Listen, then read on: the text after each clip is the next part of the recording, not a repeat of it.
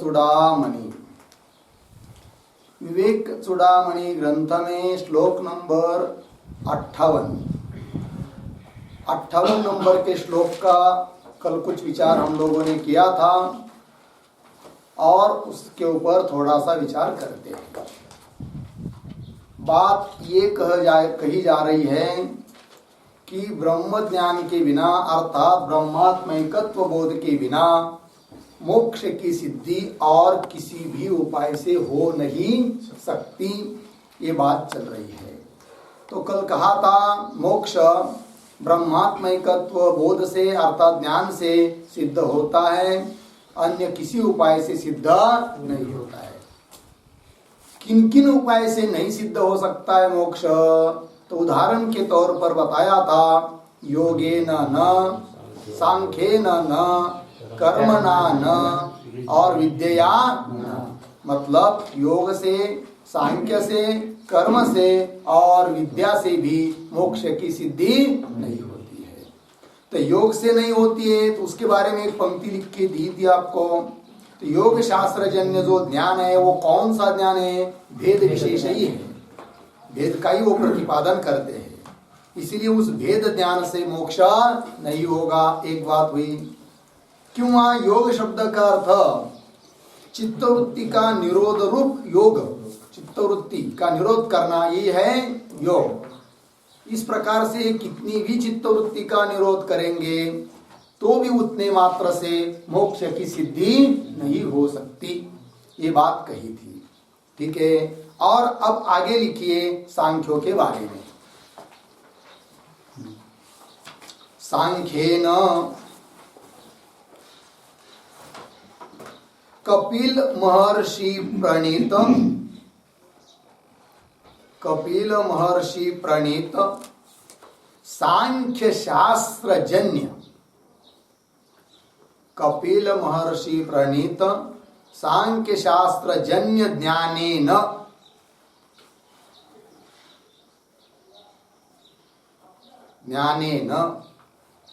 नानात्म विषयेन,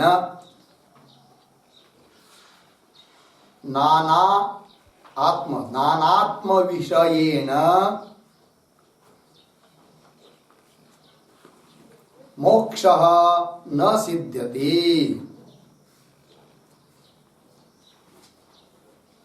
मोक्षः न सिद्ध्यति। ठीक है। देखिए भाई, सांख्यन का मतलब है कपिल महर्षि प्रणीत, कपिल मुनि के द्वारा लिखा गया जो शास्त्र है उस शास्त्र का नाम है क्या जी? सांख्य शास्त्र है।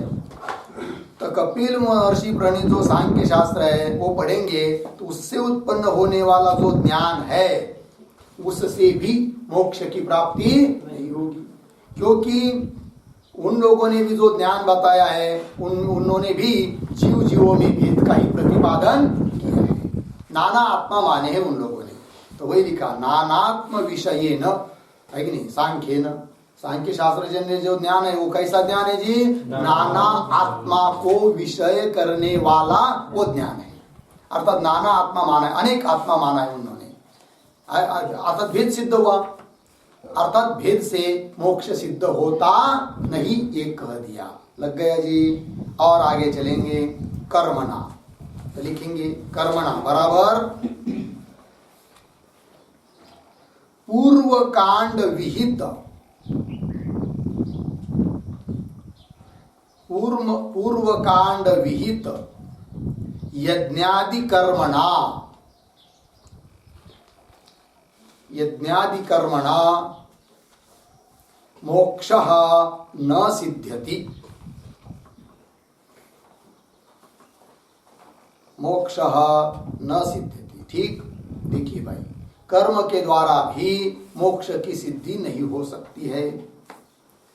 कर्म क्या है जी? कर्म कांड क्या है? तो देखिए भाई, वेद उसके 3 कांड मुख्य है, कर्म कांड, उपासना कांड और ज्ञान कांड। तो कर्म कांड जो है उसमें सब बताया है, यदि आपको स्वर्ग चाहिए इस प्रकार का यज्ञ करो, अमुक चाहिए इस प्रकार का यज्ञ करो, पुत्र चाहिए, पुत्र कामेष्टि याग करो, ऐसे अलग अलग अलग अलग यज्ञ यागों का विधान उस कर्म कांड में किया है। उस प्रकार का यज्ञ याग आदि कितने भी कर्म करेंगे तो उससे भी मोक्ष की प्राप्ति हो नहीं सकती, क्योंकि उसमें भी क्या है जी, मैं करता हूं, ये मुझे फल चाहिए, है कि नहीं, और ये शरीर छूटने के बाद मैं उस फल का भोग करूंगा, तो कर्ता फल, भोक्ता, कर्तृत्व, भोक्तृत्व, फल, इस प्रकार का भेद उसमें भी है कि नहीं। दूसरी बात, कर्म से जो प्राप्त होता है वो अनित्य ही प्राप्त होता है, जबकि मोक्ष नित्य है। तो नित्य ऐसा जो मोक्ष है उसकी प्राप्ति कर्म से हो नहीं सकती, क्योंकि कर्म के द्वारा जो भी चीज प्राप्त होती है व्यवहार में कहीं पर भी, वो अनित्य ही रहती है। समझ में आया ना। इसलिए भी क्या, कर्म से भी मोक्ष की सिद्धि नहीं होती। और एक बात, कर्म के द्वारा 4 चीजों की प्राप्ति होती है कि नहीं। कौन कौन है वो थोड़ा लिखेंगे हम लोग इस बात। उत्पाद्य, आप्य, संस्कार्य,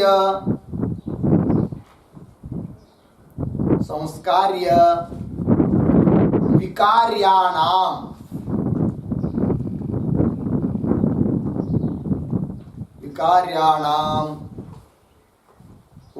उत्पाद्य, आप्य, संस्कार्य, विकार्याणाम अन्यतमस्य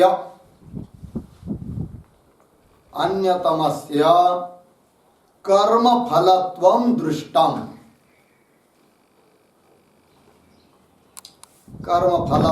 दृष्टम। पूर्ण विराम। यथा स्वर्गस्य यागोत्पाद्यत्वं,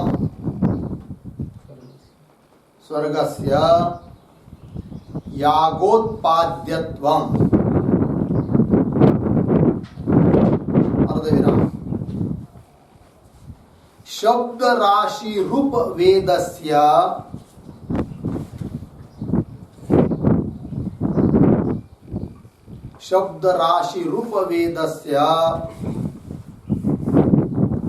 अध्ययनाप्यत्वम्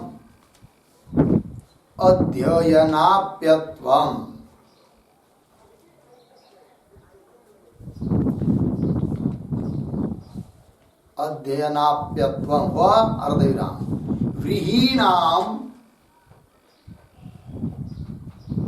व्रीहीणाम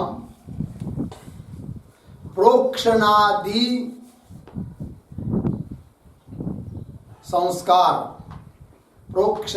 संस्कार संस्कार्यत्वम्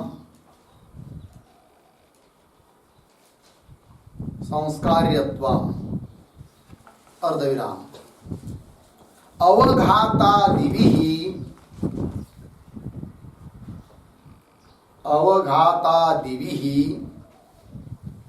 वैतुष्य संपादन द्वारा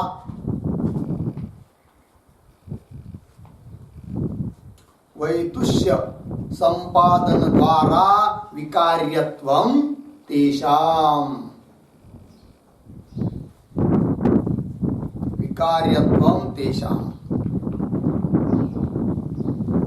हो गया। पैराग्राफ छोड़कर एक वाक्य होगा। तत्र नित्यत्वात्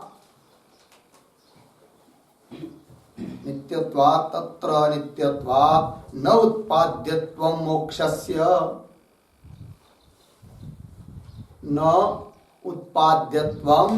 मोक्षस्य,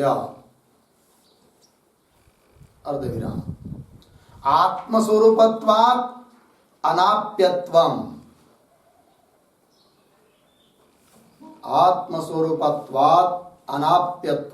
अर्धविराम। नित्य शुद्ध ब्रह्म स्वरूपत्वात्,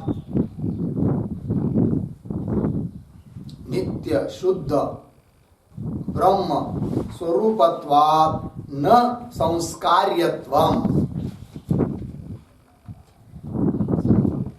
संस्कार्यत्वम्, अर्धविराम। निर्विकार ब्रह्म स्वरूपत्वात् निर्विकार ब्रह्म स्वरूपत्वात् न विकार्यत्वम् इत्यर्थः। न विकार्यत्वम् इत्यर्थः। निर्विकार ब्रह्म स्वरूपत्वात् न विकार्यत्वम्। हो गया जी। चलिए समझ लेते हैं। कर्म के द्वारा मोक्ष प्राप्त नहीं होता है, बहुत सारे कारण हैं। तो यहाँ पर लिख दिया है कि कर्मों का फल 4 प्रकार का दिखाई देता है व्यवहार में। कौन कौन? तो बताया, एक उत्पाद्य होता है कि नहीं, अथवा आप्य होता है, अथवा संस्कार्य होता है, अथवा विकार्य होता है। अन्यतमस्य, चारों में से कोई एक क्या होता है जी? कर्मों का फल होता है। कर्म से प्राप्त होने वाली चीजों में इन 4 में से कोई रहता है। उदाहरण दिया जैसे स्वर्गस्य यागोत्पाद्यत्वम, स्वर्ग मतलब सुख विशेष, और याग से वो उत्पाद्य है। याग यज्ञ करेंगे तो स्वर्ग की प्राप्ति होती है, सुख विशेष की प्राप्ति होती है। तो याग से उत्पाद्य हुआ, उत्पन्न हुआ कौन? स्वर्ग, सुख विशेष। उदाहरण दूसरा समझना हो, समझ लीजिए कुलाल ने घट बनाया, तो कुलाल ने कर्म किया, व्यापार किया, उससे घट निर्मित हुआ कि नहीं? तो कुलाल कर्म के द्वारा उत्पाद्य हुआ कौन? घट हुआ, तो उत्पाद्य हुआ। ठीक है जी। और दूसरा बता रहे आप्यत्व। समझ लीजिए वेद है, शब्द राशि स्वरूप क्या है? वेद। अब कोई कर्म कर रहे, हम लोग अध्ययन कर्म कर रहे, तो अध्ययन कर्म के द्वारा वेद को तो हमने उत्पन्न नहीं किया, किंतु आप्यत्व उसमें आया, प्राप्त किया, हस्तगत किया, है कि नहीं? आत्मसात किया। तो ये क्या हुआ जी? आप्यत्व हुआ। ठीक है, कर्म के द्वारा। दूसरी बात, कर्म का फल क्या जी? आप्यत्व। और एक होता है, समझ लीजिए यज्ञ करना है, तो यज्ञ करते समय बहुत सारी चीजें होती है, जैसे चावल भी होते हैं जिसको व्रीहि बोलते हैं, और ऐसे ही व्रीहि चावल उठाया यज्ञ कुंड में फेंक दिया, ऐसा नहीं होता है।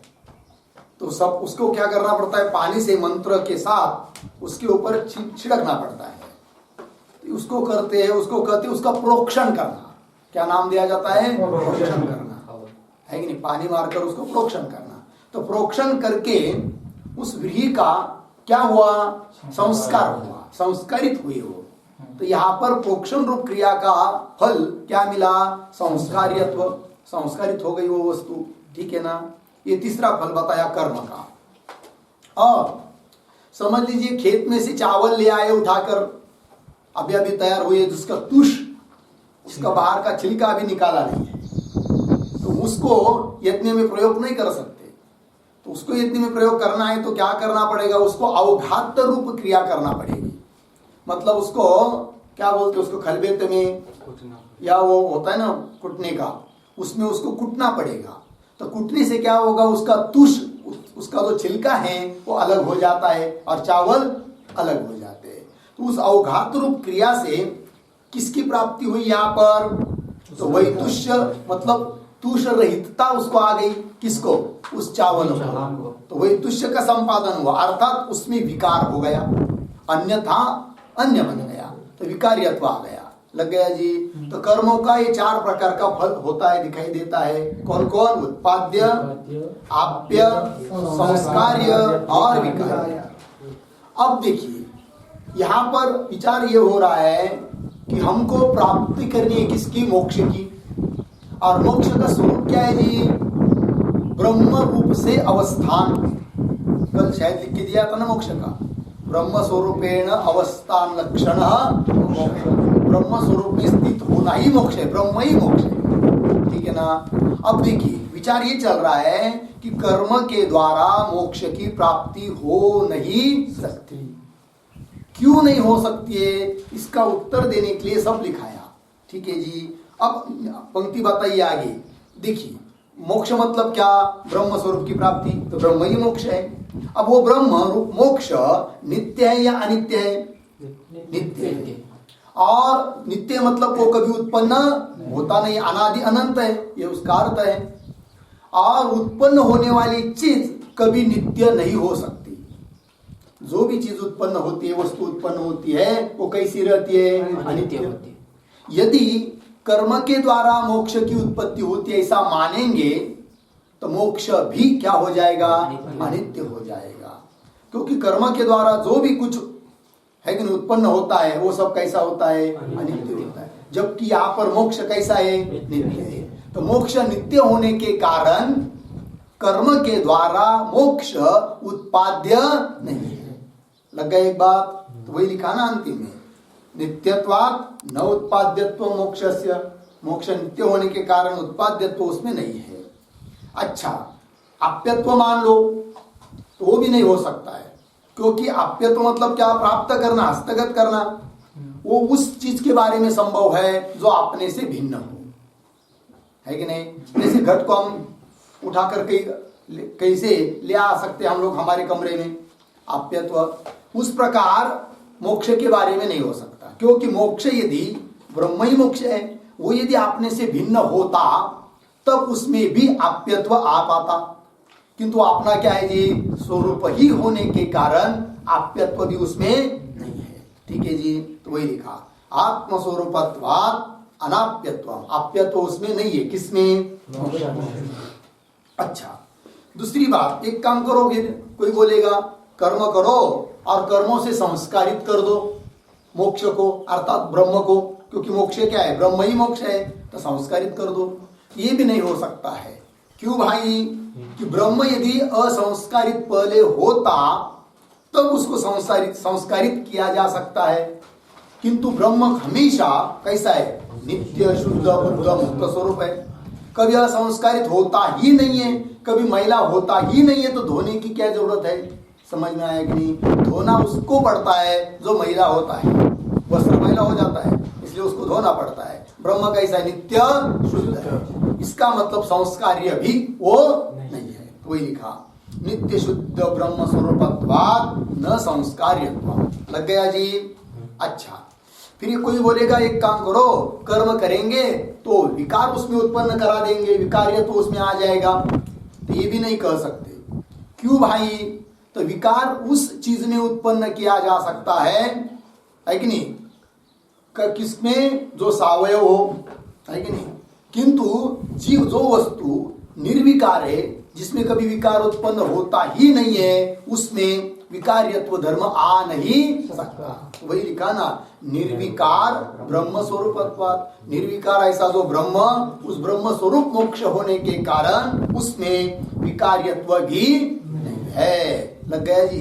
सावयव वस्तु विकार से युक्त हो सकती है, ब्रह्म निरवयव है, अवयव रहित है, इसलिए विकार्यत्व भी उसमें नहीं है। बात समझ में आई? चलिए भाई, तो इसका मतलब कहने का तात्पर्य ये निकला, कर्म के द्वारा मोक्ष की प्राप्ति होती नहीं है, क्योंकि कर्म का फल इन 4 प्रकार का है, चारों में से कोई भी मोक्ष में लागू नहीं है, इसलिए कर्म से भी मोक्ष मिलेगा नहीं। ठीक है? तो योग से नहीं मिलेगा, सांख्य से नहीं मिलेगा, कर्म से नहीं मिलेगा, अंतिम बात रह गई कौन? विद्या। तो लिखते उसके ऊपर भी एक वाक्य, एक अनुमान लिख लेंगे उसके पहले। मोक्ष कर्म से नहीं मिलता है, इस बात को सिद्ध करने के लिए एक अनुमान लिखा देते हैं, बाद में विद्या के बारे में लिखेंगे। लिखिए, मोक्षः कर्मणा न सिद्ध्यति।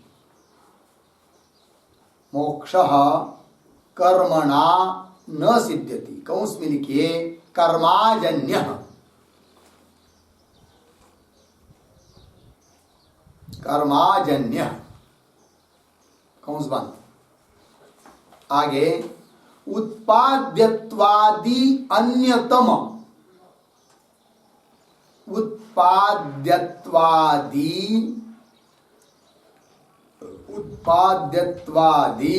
अन्यतम धर्माभावात्। अन्यतम धर्माभावात्। यथा गगनम। अर्धविराम। व्यतिरेकेन घटवत्, व्यतिरेकेन घटवत्। देखिए भाई अर्थ, पक्ष, साध्य, हेतु। पक्ष कौन है जी? मोक्ष। मोक्ष क्या है? पक्ष। साध्य क्या है जी? कर्मणा न सिद्ध्यति, है कि नहीं? अर्थात कर्माजन्यत्व, ये क्या है? साध्य। हेतु दिया उत्पाद्यत्वादि अन्यतम धर्माभावात्।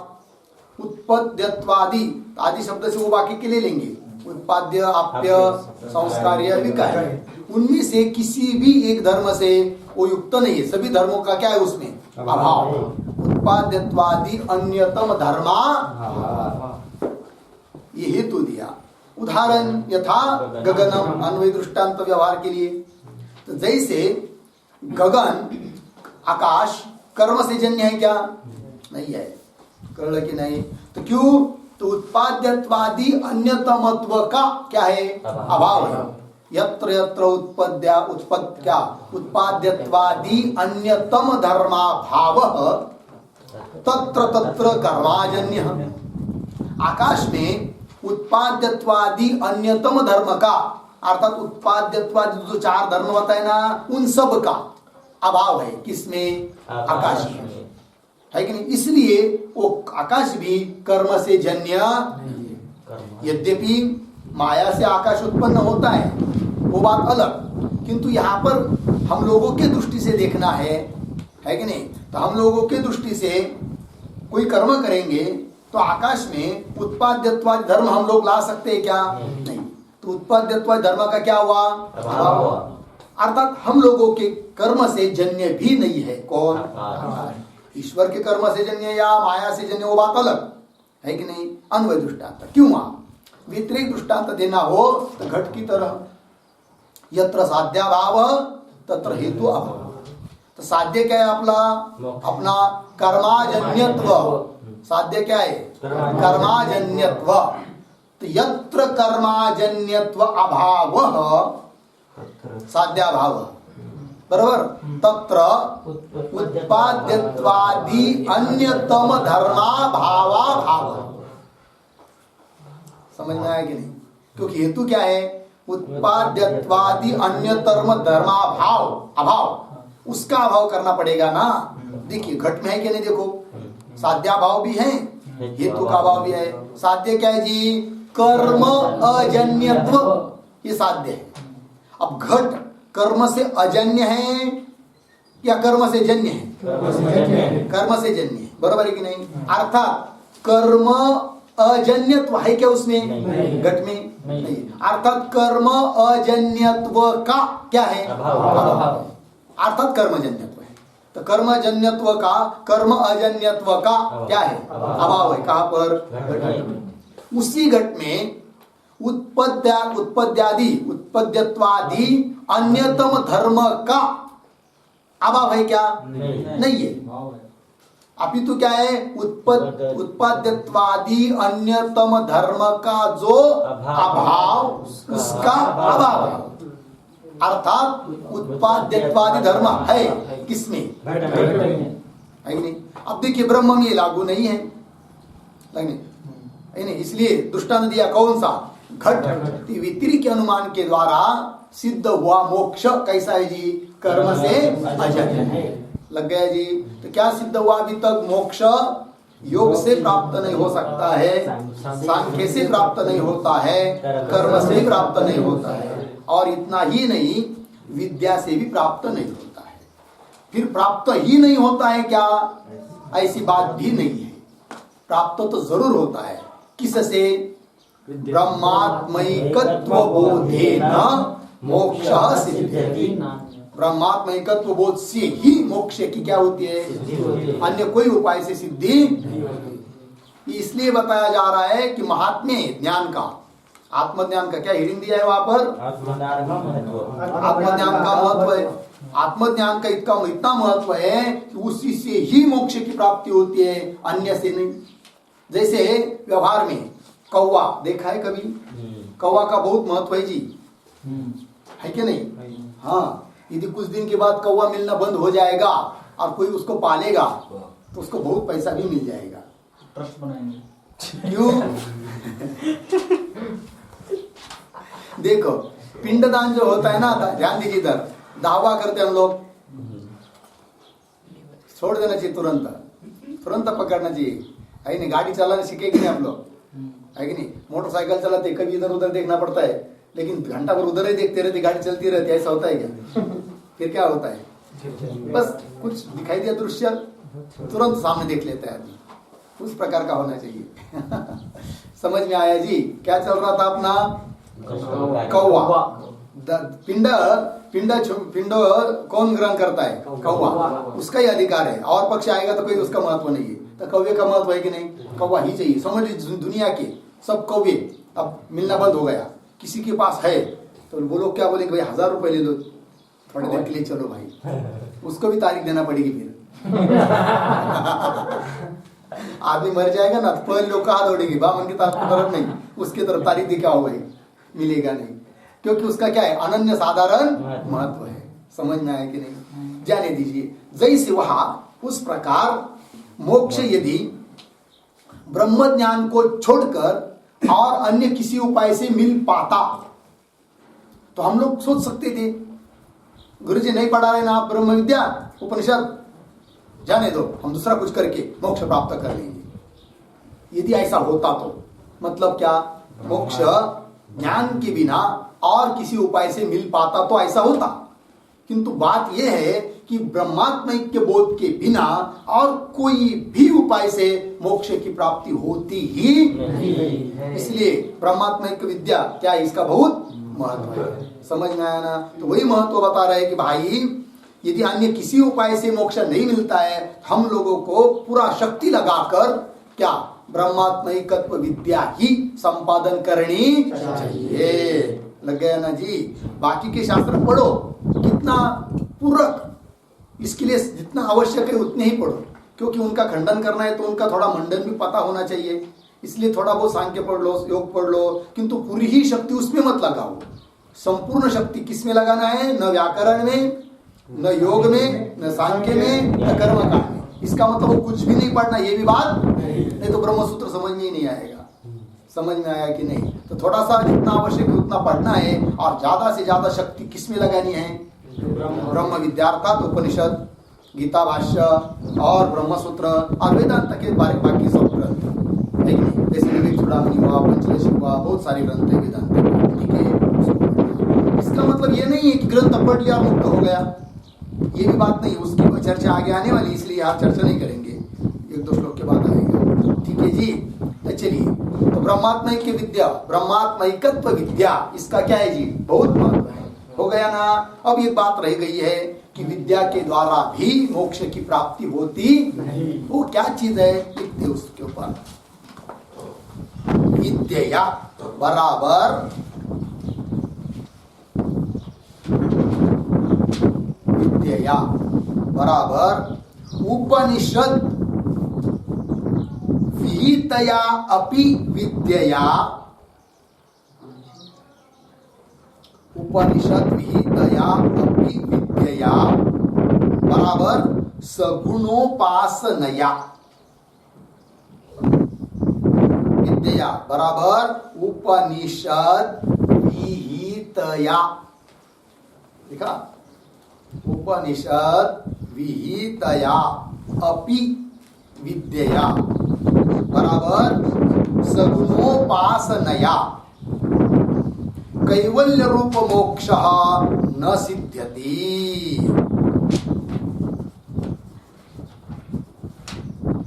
न सिद्ध्यति हो गया? पूर्ण आगे तत्र योग सांख्य शास्त्र जन्य ज्ञानस्य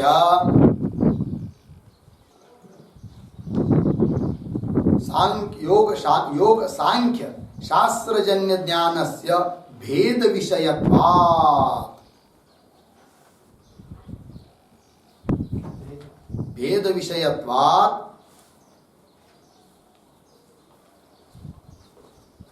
उद्धरण चिन्ह में यदा ही एव एष, यदा ही एव एष एतस्मिन् उदरम अंतरम कुरुते, उदरम अंतरम कुरुते अथ तस्य भयं भवति, अथ तस्य भयं भवति उत्तरं चिन्ह बन इति अभय प्रापकत्वम एव नास्ति, अभय प्रापकत्वम एव नास्ति।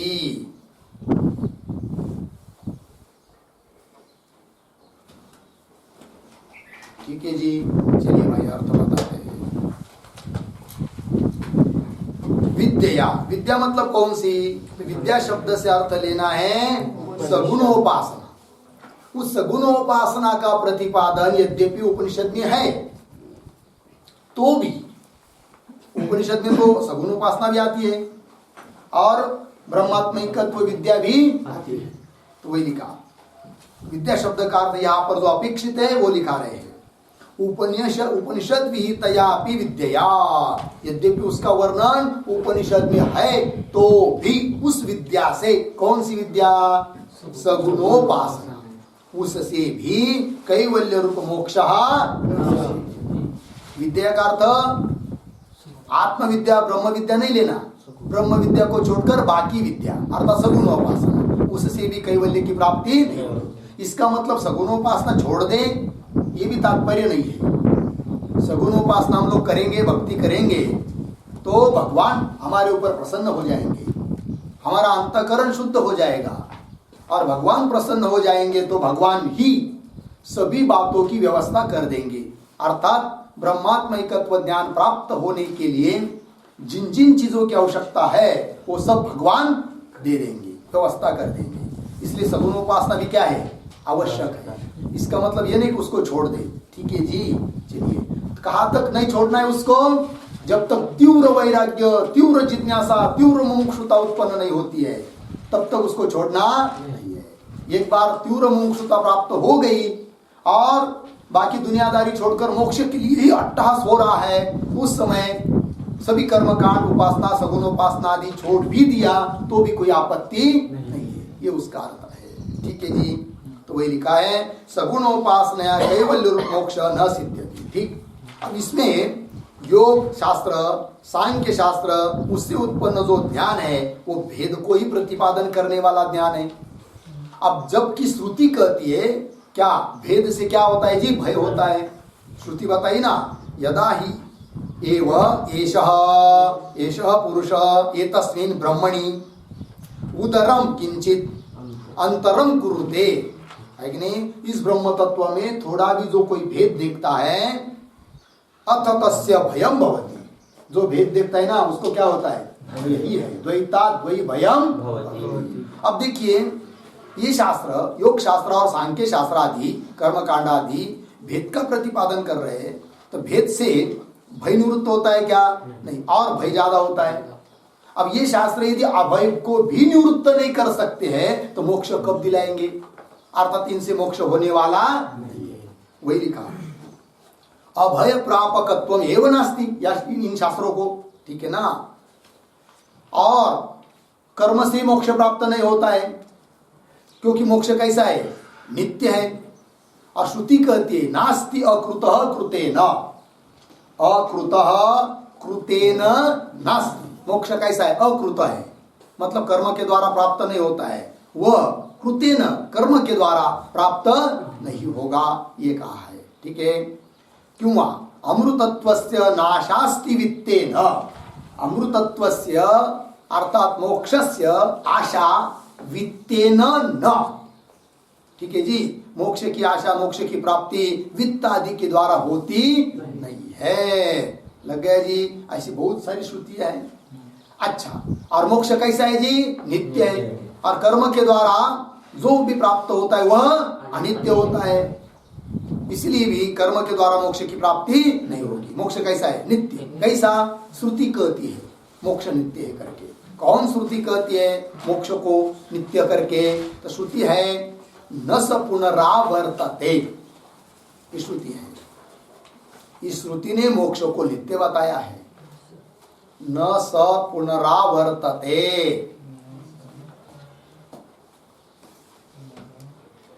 न स पुनरावर्तते, ठीक है जी। श्रुति कहती मोक्ष नित्य है, इसलिए नित्य उस मोक्ष को कर्म के द्वारा प्राप्त नहीं किया जा सकता है। हो गया जी। चलिए ये बात तो श्लोक पूरा लग गया। अब चलते हैं आगे के श्लोक में। श्लोक नंबर 59 को पढ़ेंगे। विनाया रूप सौंदर्यम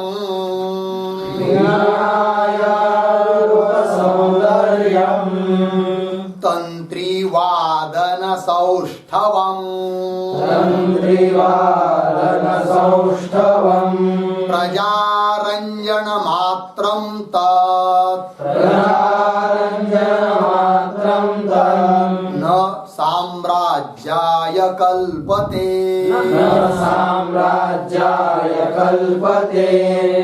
विनाया रूप सौंदर्यं तन्त्रीवादन सौष्ठवम् प्रजारंजनमात्रं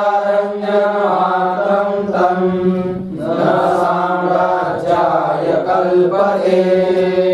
देखिए भाई, विनाया रूप सौंदर्यम तंत्रीवादन सौष्ठवम् प्रजारंजन मात्रम तत् न साम्राज्याय कल्पते।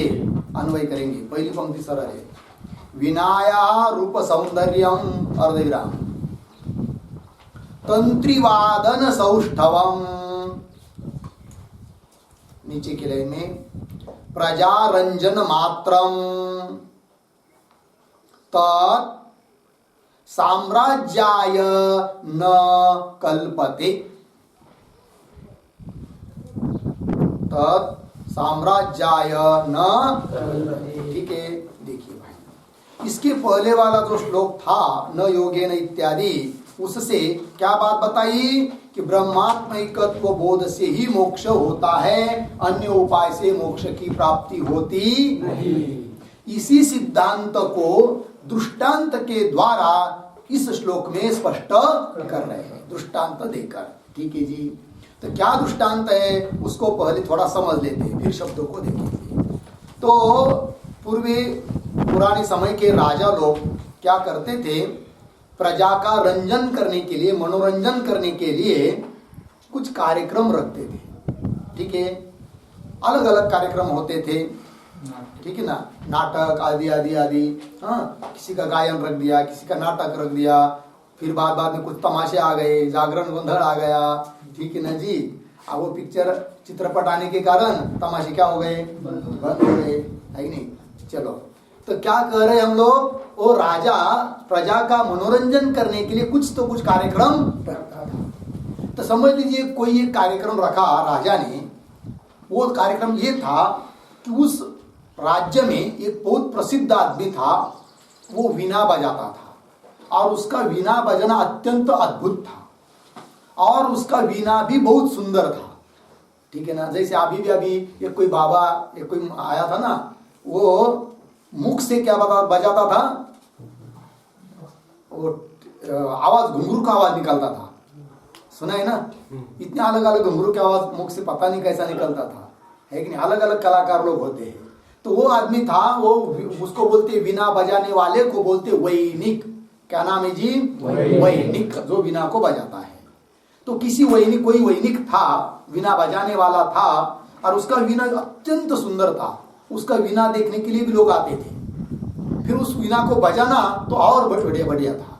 फिर कार्यक्रम रख लिया, बहुत सारा दुनिया समाज आ गया देखने के लिए, सुनने के लिए। ठीक, और इतना बढ़िया उसने कार्यक्रम किया तो लोग बहुत आनंदित हो गए, प्रसन्न हो गए। कार्यक्रम समाप्त हुआ। अब देखिए, कार्यक्रम रखा, वीणा को देखा, उसके बजाने को भी देखा, लोग प्रसन्न भी हुए। किंतु उसका वो वीणा बजाना उसको राजा बना देगा क्या? नहीं बनाएगा ना। कितने भी लोग प्रसन्न हुए, कुछ भी हुआ तो राजा उस वीणा के बजाने के द्वारा, बजाने से राजा तो बन नहीं सकता। हो गया ना, ये दृष्टांत हुआ। उस प्रकार सिद्धांत बताएंगे इस एक बार, ठीक है ना। पहले शब्दों को देख लेते, फिर सिद्धांत लिखाएंगे कैसा। वीणाया रूप सौंदर्यम, रूप सौंदर्यम का मतलब है सुंदर रूपत्वम। रूप सौंदर्य मतलब सुंदर, सुंदर रूपत्वम, ठीक। आगे तंत्रीवादन सौष्ठवम, इसका भी अर्थ लिखिए। तंत्र्याः वादने, तंत्र्याः वादने सौष्ठवम, सौष्ठवम बराबर वैनिक निष्ठ प्रजारंजन मात्रम। वैनिक निष्ठ प्रजारंजन मात्रम,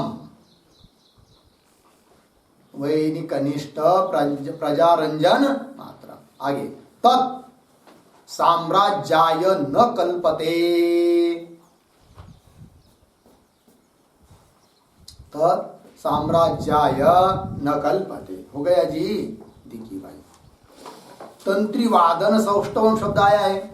तंत्र्याः वादने, तंत्री मतलब वही बिना के तार बजाना, ठीक है ना। वादने सौष्ठवम अतिशय कौशल्यम इत्यर्थः, ठीक है ना। तो वो किसमें धर्म है? वो वैनिक निष्ठ प्रजारंजन मात्रम।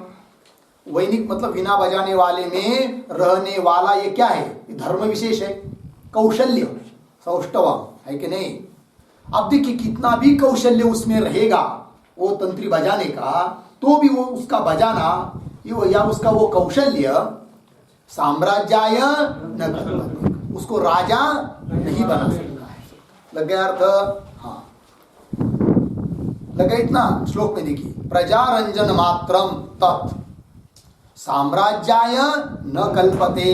तत् शब्द का अर्थ रंजनम, प्रजारंजनम किंवा रंजनम।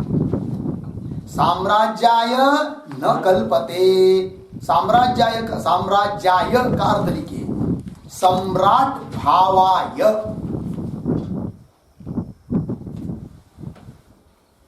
सम्राट भावाय न कल्पते न भवति,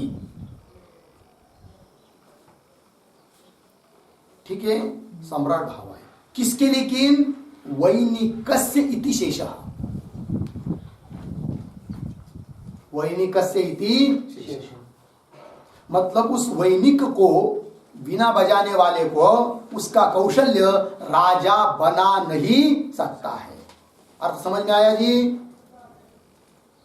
हाँ, वो वैनिक जो है उसका कितना भी कौशल्य हो, कितना भी वो प्रजा का रंजन करता हो, उस प्रजा रंजन से या उसके कौशल्य से वो कौशल्य उसको राजा नहीं बना सकता है। दृष्टांत हुआ, सिद्धांत लिखिए। तद्वत्, तद्वत् आत्मैक्य बोधेन विना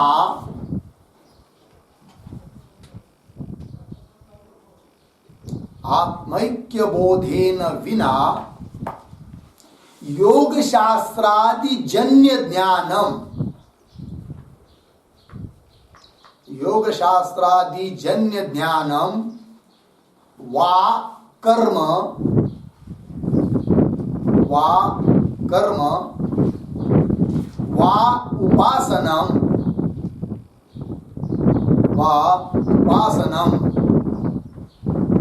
न साक्षात कैवल्याय कल्पते, न साक्षात कैवल्याय कल्पते इति भावः।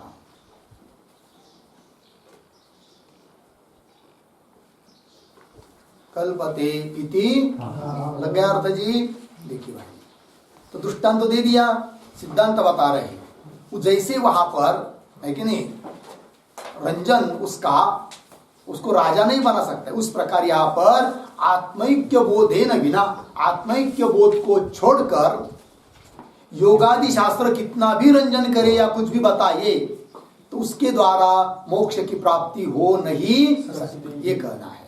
ठीक है ना। तो योग शास्त्रादि जन्य ज्ञान किंवा कर्म किंवा उपासना साक्षात कैवल्याय न कल्पते, साक्षात मोक्ष दे नहीं सकते।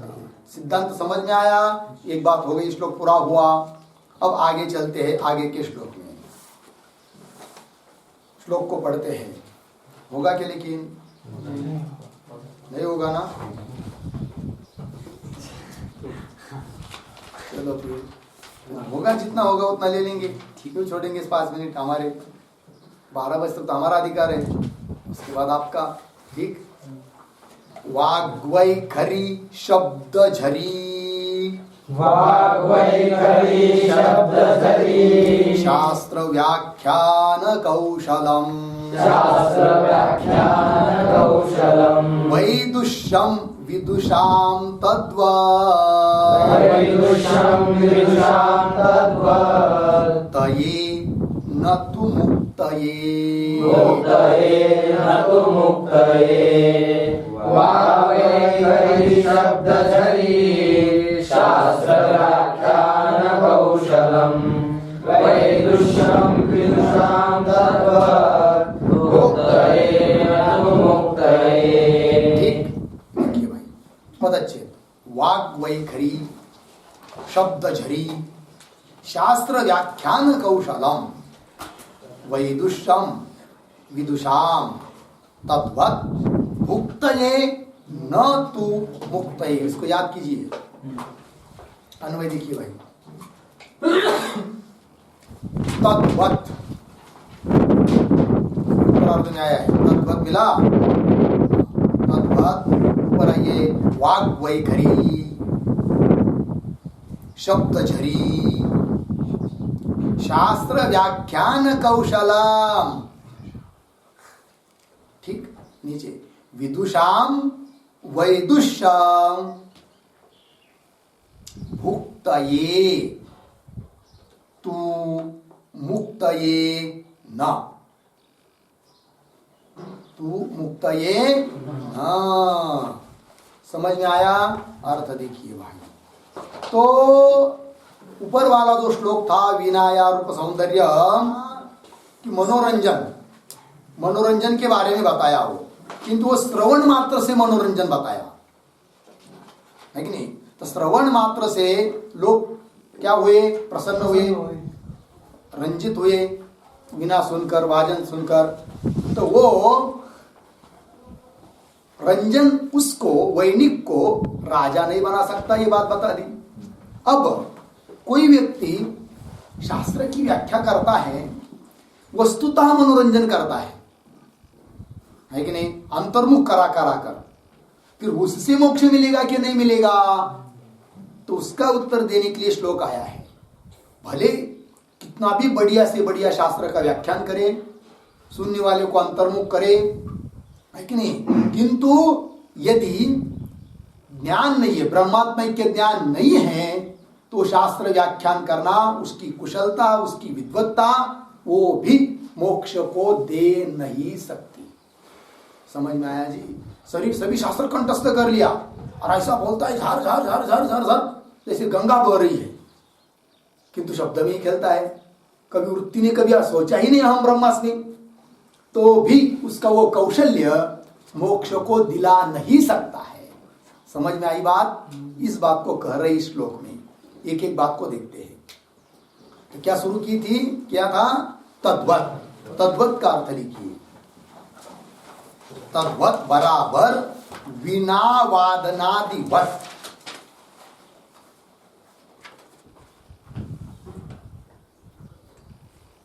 तद्वत मतलब विना वादनादिवत, ऊपर के दृष्टांत की तरह। आगे चलते हैं। तद्वत वाग्वैखरी, मिला जी? वाग्वैखरी का अर्थ लिखिए। सरल पदबद्ध, सरल पदबंध विशिष्टा वाक, सरल पदबंध विशिष्टा वाक, उसको कहते वाक वैखरी। सरल है कि नहीं? थोड़ी दूसरी भाषा में कहना हो तो 4 वाणी होती है, परा पश्यंती मध्यमा वैखरी। उच्च स्वर से बोलना, सुस्पष्ट बोलना, उसको बोलते क्या जी?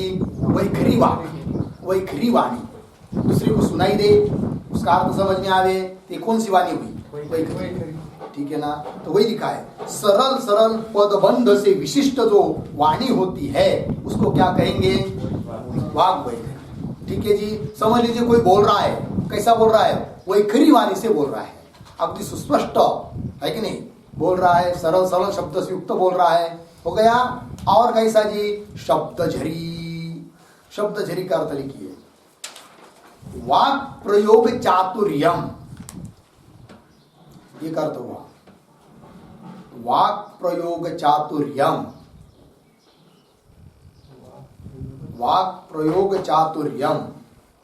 दूसरा अर्थ लिखिए शब्द प्रवाह, इसी का, हाँ, शब्द प्रवाह। ठीक।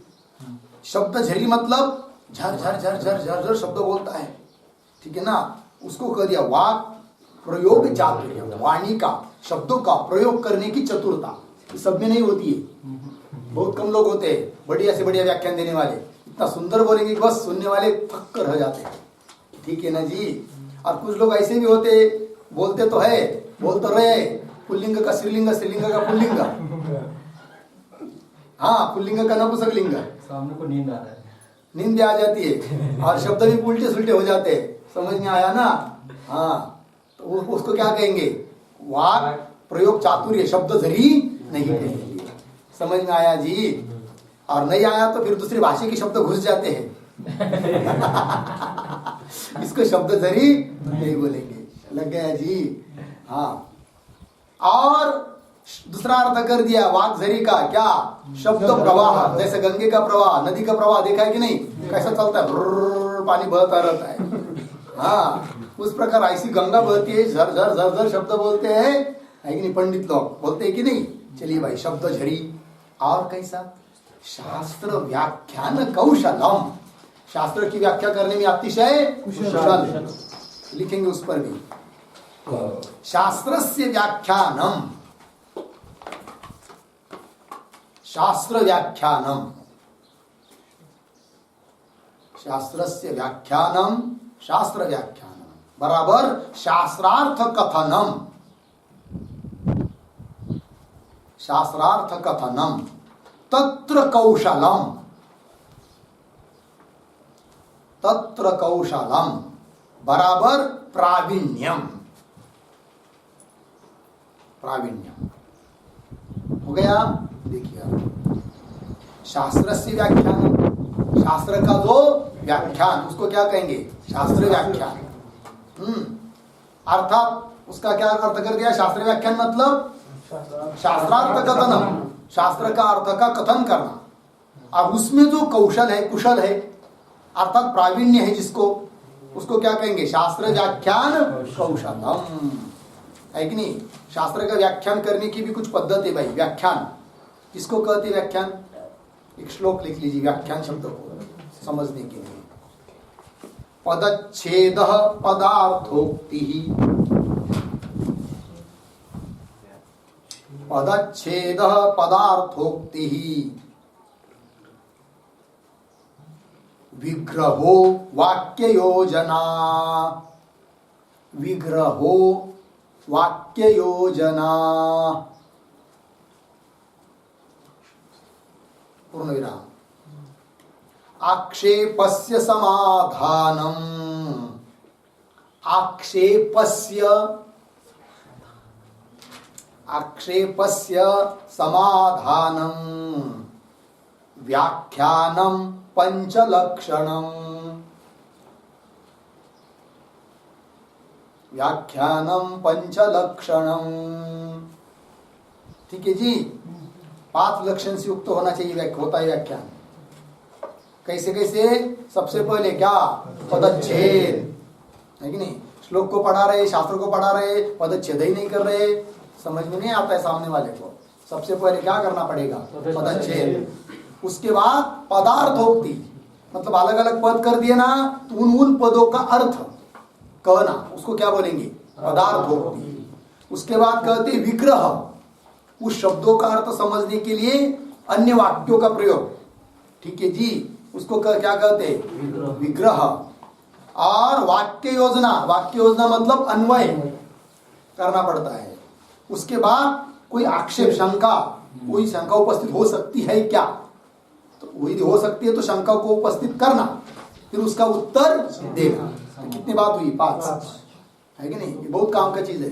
कहीं पर भी व्याख्यान देना हो, प्रवचन करना हो, कीर्तन भी करना हो, तो सबसे पहले जो अभंग लेंगे ना, उसका क्या पद अलग अलग समझ में आनी चाहिए, फिर वही की पद का अर्थ, फिर उसके बाद विग्रह, फिर अन्वय, और फिर उसके बाद आक्षेप और समझ में आया जी? इसको क्या कहते? व्याख्यान। और इस प्रकार का शास्त्र का व्याख्यान करने में अत्यंत कुशल हो तो कितने धर्म हुए? वाक् वैखरी, शब्दधरी, शास्त्र व्याख्यान कौशल, है कि नहीं? इस प्रकार का जो विदुषाम वैदुष्यम, वैदुष्यम का अर्थ है विद्वत्ता। वैदुष्य मतलब विद्वत्ता।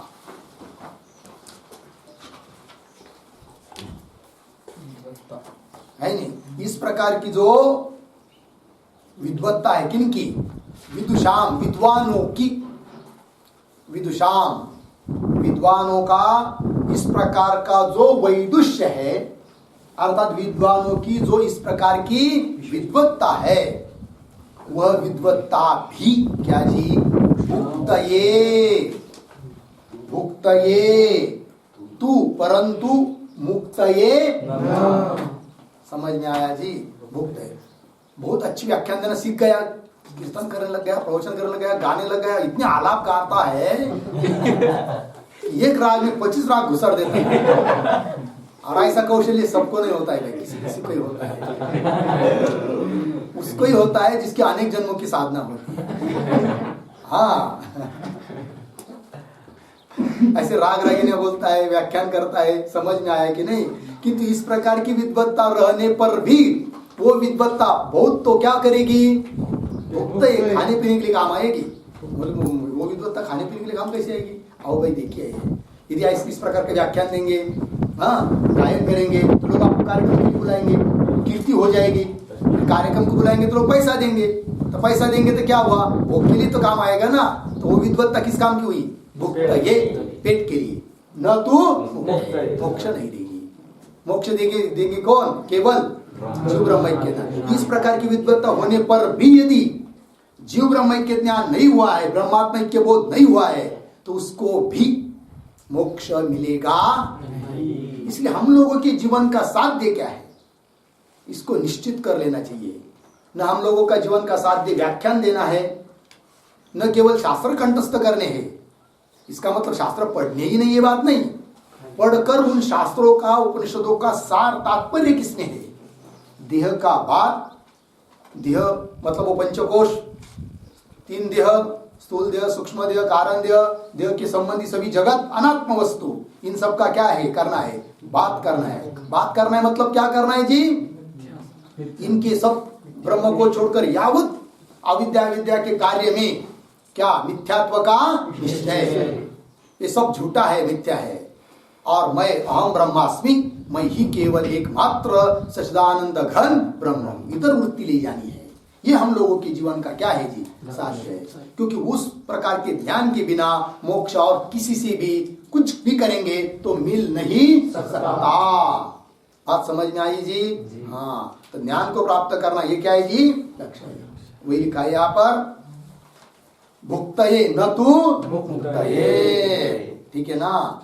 चलिए, तो यहाँ पर भुक्तये शब्द के ऊपर एक वाक्य लिखेंगे।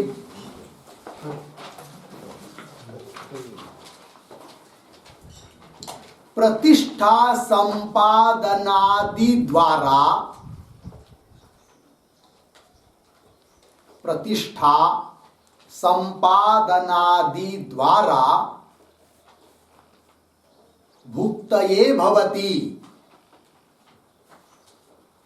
भुक्तये भवति, अर्धविराम, न मुक्तये, न मुक्तये, अर्धविराम, मोक्षे, मोक्षे पूर्वोक्त आत्म साक्षात्कार, पूर्वोक्त, पूर्वोक्त आत्म साक्षात्कार एव कारणम, एव कारणम इति भावः, इति भावः। ठीक है जी, चलिए। तो वो जो वैदुष्य है ना, विद्वत्ता आदि इस प्रकार की जो बताई वाक वैखरी आदि आदि, तो वो क्या हो सकती है? बहुत तो भुक्त है। कैसी? सीधा तो भोग, थोड़ी भोजन देगी आपको, लेकिन उससे क्या होगा? प्रतिष्ठा होगा, प्रतिष्ठा होगी, कीर्ति संपादन होगी, कीर्ति होगी, लोग चार लोग नाम लेंगे। समझ में आया कि नहीं? तो प्रतिष्ठा संपादनादि द्वारा भुक्तये भवति क, कौन? वैदुष्यम, वैदुष्यम तादृशम वैदुष्यम भुक्तये केन माध्यमेन? प्रतिष्ठा संपादनादि द्वारा भुक्तये भवति, न मुक्तये। फिर मोक्ष के लिए कारण कौन है भाई? तो मोक्षे पूर्वोक्त आत्म साक्षात्कार एव कारणम, आत्म साक्षात्कार ब्रह्म साक्षात्कार यही एकमात्र मोक्ष के लिए कारण है। ठीक है जी, चलिए उसको ही हम लोगों को क्या करना है जी? प्राप्त करना है, संपन्न करना है, उससे हम लोगों को संपन्न होना है। बाकी जगत सब क्या है जी? झूठा है, मिथ्या है, स्वप्न की तरह है। स्वप्न नहीं, स्वप्न की तरह नहीं है, स्वप्न ही है। क्या है? सब स्वप्न ही है। लग गया जी? चलो आगे का विचार कल करेंगे। ओम पूर्णमदः पूर्णमिदं पूर्णात् पूर्णमुदच्यते पूर्णस्य पूर्णमादाय पूर्णमेवावशिष्यते।